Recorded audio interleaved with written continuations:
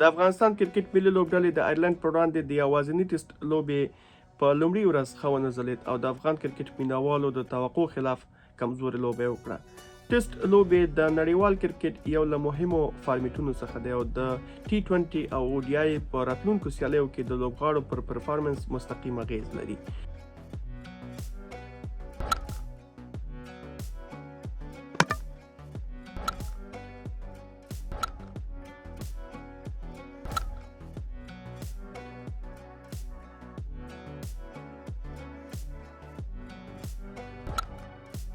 د پاکستان د کرکټ د ملي ټیم پخوانی لوبغاړی وسیم اکرم به واورو چې د ټیسټ لوبې د اهمیت په اړه څه وایي. In a way for a batter and for T20 में तो आगे ठाटू करने इसमें अपने इनिंग बनानी है और दोनों जो फाइनलिस्ट आए हैं एक में 9 टेस्ट प्लेयर हैं एक में 10 टेस्ट प्लेयर हैं. ऑस्ट्रेलिया के 8 हैं ऑस्ट्रेलिया के 8 हैं और 9 हैं vice versa same for India. So that shows in the end कि लंबी क्रिकेट खेलने वाले ही वनडे में परफॉर्मेंस करेंगे on regular basis. That's the fact isn't it boys. وسیم اکرم د تیر ODI نړیوال جام سیالیو په فائنل باندې خبرې وکړې چې هلته په استرالیا او انډیا دواړه ډېر ښې لوبې وکړې. علت یې دا و چې په دغه دواړو لوبډلو کې د ټیسټ ډېر لوبغاړي شامل وو. اته یا 9 لوبغاړي داسې وو چې هغه ټیسټ لوبې کړې وې او له هغه ځایه ODI ته راغلي وو دغه نړیوال جام کې د دې دوه لوبډلو لپاره لوبې وکړې. تاسې یې پایلې هم ولیدې چې استرالیا او انډیا دواړه په دغه نړیوال جام کې مخکښ وي او ډېرې ښې لوبې وکړې او فاینل ته هم ووتل. حتی استرالیا هند ته هم ماتې ورکړه ځکه استرالیا د ټیسټ لوبو یو له ښو لوبډلو څخه دی. زو افغان خبریال اسحاق سادات هم په دې تړاو ډېر یو ښه کلیپ برابر کړی. دا هم په ګډه سره ګورو چې د ټیسټ کرکټ په اهمیت او په مهموالي باندې پوه شو چې ولې د افغان کرکټ لپاره ټیسټ لوبې مهمې دي. ټیسټ کرکټ د یو لوبغاړي اصلي مهارت، زغم او طبیعت معلوموي. Now Tendulkar gets in the act.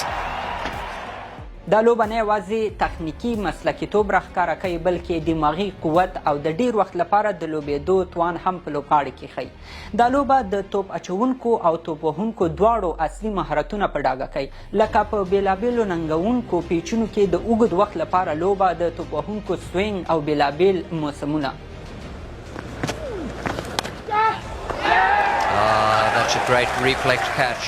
بله ښېګڼه دا ده چې په ټیسټ لوبه کې د لوبغاړو پیچیده ستراتیژیانې، تخنیکي پریکړې او د لوبې لپاره د پلان نیولو مهارت هم معلومیږي او هم یې زیاتیږي.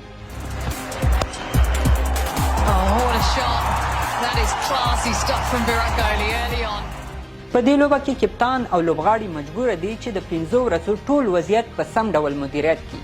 د توپ اچونې د پیل لپاره مشخص پلان جوړ کړي، د توپ نیونې یا فیلډینګ لپاره خپل ترتیب ولري او د توپ وهنې یا بیټینګ لپاره تصمیم ونیسي چې څوک په کوم ځای کې ولوبیږي، په څومره منډو یا رنزونو کې لوبه پرېږدي، د ورځې په کومه برخه کې تیزه لوبه وکړي او په کومه برخه کې آرام ولوبیږي او یا هم هدف په څه ډول ترلاسه کړي. د ټیسټ کرکټ اصلي هدف دا ښودل شوی چې په لوبغاړي کې ډیسپلین، زغم او شخصیت جوړ کړي. دا د یو لوبغاړي دا توانایي هم ازمایي چې څنګه له لوېدو یا ماتې وروسته بیرته په خپلو پښو ودرېږي، پریشر څنګه مدیریت کړي او خپل فوکس څنګه د اوږد وخت لپاره وساتلی شي.